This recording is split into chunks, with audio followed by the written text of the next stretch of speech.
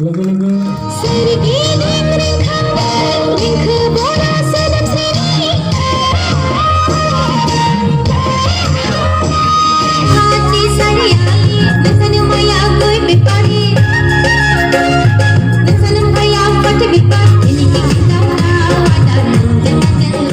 जुमुक नुबोदों जेरावनाखि राजबंशी मोसानाय आदिबासी मोसानाय मानो मोसानाय नुबोदों मेन टारगेटआ जाहैबाय बे गथ'फोरनि सिङावहाय जेनाखि गोमोन थाखोमानानै थानाय गुन बेखौ आबिष्कार खालामनाय दिहुननाय सोरहाबा खननायाव गोरोंथाय दङ सोरहाबा मोसानायाव रोंगौथाय दङ आरो सोरबाबा लिरनायावबो रोंगौथाय दं बे सिंनि टेलेन्टखौ दिहुननाय आदब खायदाखौ लानानै बे कमिउनिटि फेस्टिभेलाव खुंनाय जादों बे फेस्टिभेलाव नुजानो हानानै आंबो खुब गोजोननाय मोन्दों नोंथांमोननिसिम साबायखर बावनाय थाबाय आरो बे बांसिनै जुदि बै जोंनि माबा खालामलांबाय था दा जोंबो भिन्न भिन्न बे खामानियाव बेस्थ' थानानै जोंबो माने हास्लाबा जायो अब्लाबो जाखिनि समाय मोन्दों आं नोंसिनि गथ' गथायखौ आशीर्बाद होलांबाय जाहाथे बेल' नङा नोंसिनि गेजेराव जाहाथे जमुना बर' बायदिबो जोनोम जायो बक्सार जमुना बर' देबजित नार्जारि मोसानो गोरों आरो सासे हिन्जावसा दंबावोमोन मासुम नार्जारि आरो जोंनि देरसिन हिन्जाव सासे दंबावोमोन प्रनिता मोसानाय गान खननायावबो दंबावो मेला जोंहा मा जाहैबाय नोंसिनाव ओरैबायदि गुन दङ जाय गुनखौ नोंसोर दा स्कुल बिद्यालयनि गेजेरजोंनो जोंहा दिहुनलांनांगौ आरो बे सब समाय जाबाय थाया जोंहा लेखाबो फरायनांगौ ना स्कुलावबो फैनांगौ लेखाबो फरायनांगौ बेजों लोगोसे माखासे समाय दं खेला गेलेनायबो होयो जों नङा होमबा जाय खेला गेलेयो बे खेलायाव रोंगौथि मोनबाय आरो दिनै जायफोरनाखि देरहादों बिसोरो निस्सय माबा मोनसे मोनगोन बे नङा जे नोंसोर सोरबा मोनाखै आं गेलेया बे नङा नेक्स्टआव नोंसोर नाजा निस्सय नोंसोर हागोन दा नोंसिनि समाया ओरैबायदि समाय जायखौनाखि नोंसोर हाया बेखौ हाथारो खिन्थु समाय होनगोन आङो नोंसोरो ओरै फुङाव एसे फराय बेलासियाव फरायनायखौ नागारबा खिन्थु जानाय नङा जै हक आं बारा गोबाव खालामनो गोसो गैया आङो बे मन्चनि गेजेरजों मोनसे माबानो फोसावनो लुबैदों जे थांनाय गुण'त्सवआव जायफोर A+ मोनो बिसोर 25,000 मोनबाय आरो डाबल जुदि A+ मोनोब्ला 50,000 मोनगोन दा स्कुला मोननै माखासे A++ आरो माखासेया गाहायाव थालांबाय जाहाथे आश्राबारियावबो A+ मोननानै 25,000 50,000 मोनो बेखौ अनुर'ध रिकुवेस्ट खालामनानै थाहैबाय आरो 1 तारिखनिफ्राय 7 तारिखसिम 1 वे क्लिनलिनेस ड्राइभ जागोन आरो मानो होनना बुङोबा स्कुलानो मोनसे बिद्या मन्दिर बे बिद्या मन्दिराव थांनाय लोगो जेरै मा जायो जोङो गंनानै हाबनांगौ जायो आथिं फुनांगौ जायो जुथा सेन्देल फुनांगौ जायो थिग बेबायदिनो बे बिद्यालयाबो जुदि फरायसालियाबो जुदि साफा जायोब्ला गोसोआ अट'मेटिक साफा जागोन जायखौनाखि बा लार्निं हाब नांदों माबाखौ फरायसालिखौ गतिके जेरैनाखि जोंनाव बिउटिफिकेसन बा निउट्रिसन गार्डेन बायदिसिना सरकारा खालामदों थिग बिदिनो बिउटिफिकेसन खालामनो थाखाय 1 वे जोङो ड्राइभ खालामगोन नोंथांमोना सहाय सुबिदा निस्सय आगबारायगोन आरो बुंनांगौ बहुद दंबाबो समयसाथ' थाखानांगोन समयसा गैया जाहोनाखि जिउ गैया बेहासो समयसा गैया दा जि हक नाजानायखौ दानागार गथ' गथायफोर नोंसोरो आरो साफा जाना फै देरलानांगौ एसे जेरै नोंसोर दिनै देरलानाय लोगो लोगो बेसेबां मोजां नुदों ओरैबायदि नाजा थ' गासैखौबो बिसेसकै सियासि मार्शेल बिथां हेडमास्टार बिथां आरो गासैबो जाजेसफोरनिसिम आरो खेबसेबाव अननाय खुलुमनो जासिनानै आंनि सुंद' बिबुंथिखौ आं बेयावनो फोजोबनो थाखाय गोजोनथोंसै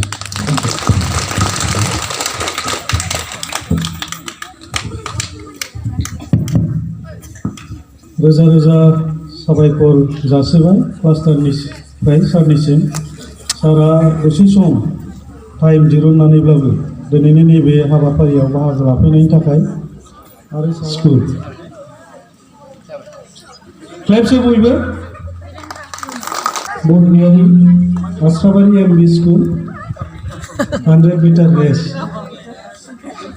ओरैनो हरदों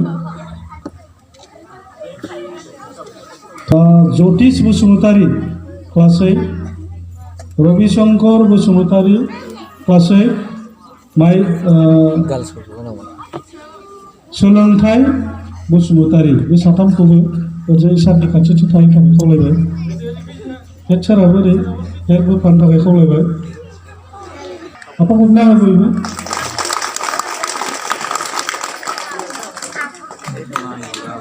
सेकेंड प्राइज रविशंकर बसुमतारी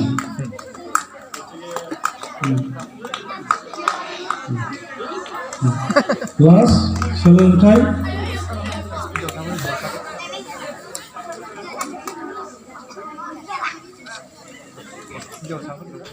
जोंनि आश्राबारि एमपि स्कुलनि समायना समायना सिख्लाफोर बिसोरो मोसाखांबाय ना मोसाखांबाय मोनसे दंबावो औ दे दायो मोसा नैबे बिथां सारमोनानो जाहैबाय जोंनि गंब्रै स्कुलनिफ्राय फैनाय सारमोन बिथांमोनहा बे मोसानाय कम्पिटिसननिनो जाजेसफोर बिथांमोनहा बिजिरगोन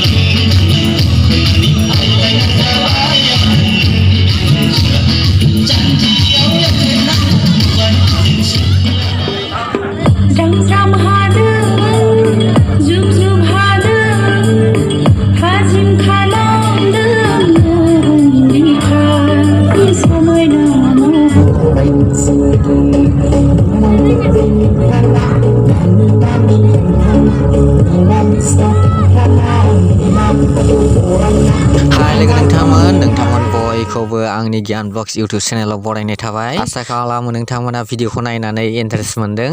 दा नोंथांमोना जुदि भिडिअखौ नायनानै मोजां मोनदोंब्ला आंनि बे गियान ब्लग्स इउटुब चेनेलखौ नोंथांमोना जाहाथे साबस्क्राइब खालामो बिनि थाखाय आं नोंथांमोन बयनावबो गुरै आरज गाबनाय थाबाय नोंथांमोना साबस्क्राइब खालामना हो बिनिफ्राय खाथियाव थानाय बेल आइकनखौ अलाव थुनानै हो अब्लाना नोंथांमोननि गेजेराव आंनि भिडिअ आपल'ड खालामनाय लोगो लोगोनो नोंथांनि नटिफिकेसनाव सौहैगोन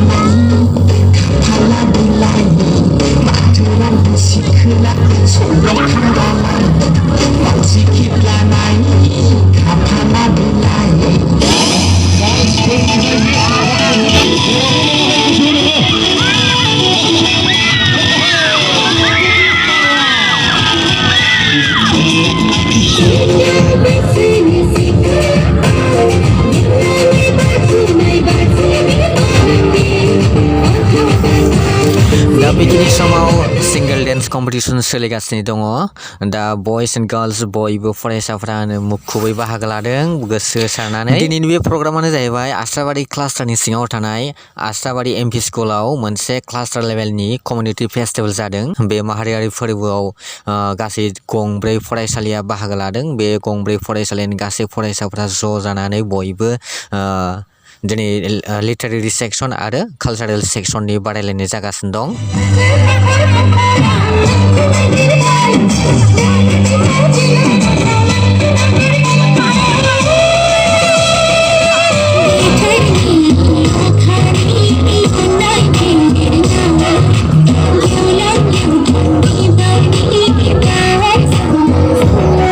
बे प्रग्रामा जोबोद मेहेरगोनां जादों आरो जोबोद बाखनायथाव आरो जोबोद मोजां प्रग्राम जादों मानोना स्कुल लेभेलाव बेबायदि कम्पिटिसन थानाय आरो गावनि स्कुलनि गेजेराव बांद्राय स्टुडेन्ट थालायनाय जाया एलपि सेक्सनाव मेनलि दा बेवहाय जोंनि बादायलायनाय मानाय गावनाव जेसेबां रोंगौथि दङ बेखौ जों एक्जाक्टै आनजाद लानो हाया दा बेवहाय जों गुबुन फरायसालिफोरनि ज' फरायसालियाव बादायलायनायखाय गासैबो गावनि रोंगौथिया बेसेबां बेखौ आन्दाज लानो हायो आरो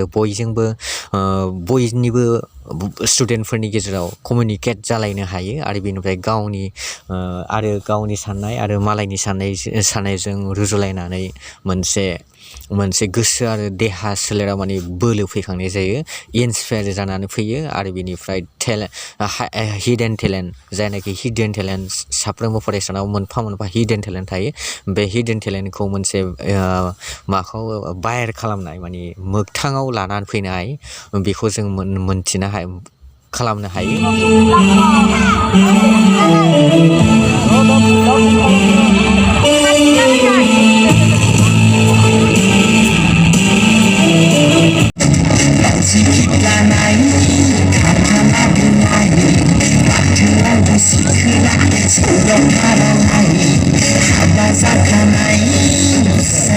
ओमफ्राय सिंगेल डेन्सआव मोननो हादों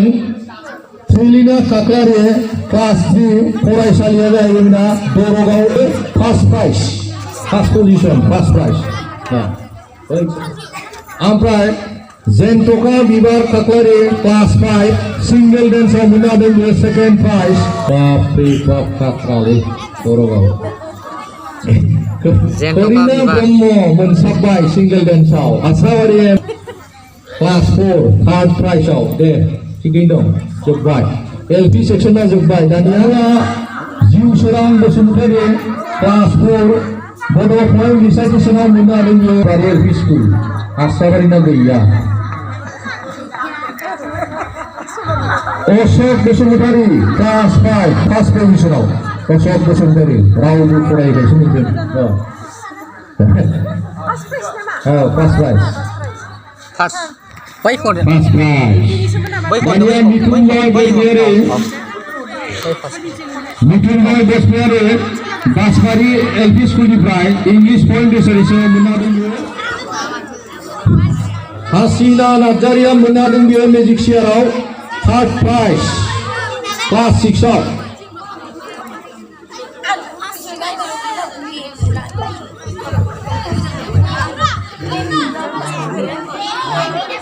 मोननो हादों बियो क्लास 8 ओमफ्राय उनाव जाहैबाय Dipak Basumatary class 8 second prize magic चेयार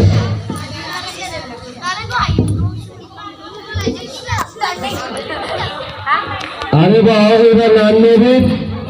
बरगयारि magic chair third prize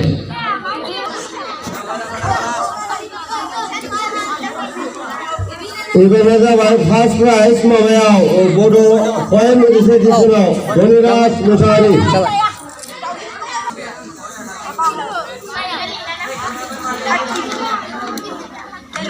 second प्राइजआ जाहैबाय मरमि बसुमतारी बेबो रिसाइटेसनावनो आरो थार्ड प्राइजआव दिपक बसुमतारी बेबो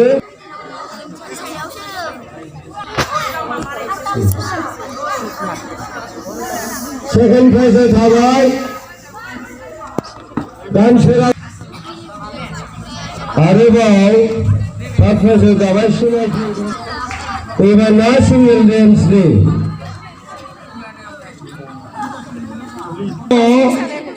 सेकेन्ड प्राइजआव First prize बेयो सुजु ब्रह्म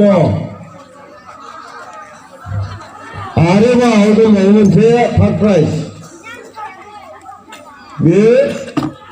लिना बसुमतारी लिना बसुमतारियाबो लांबाय नालाय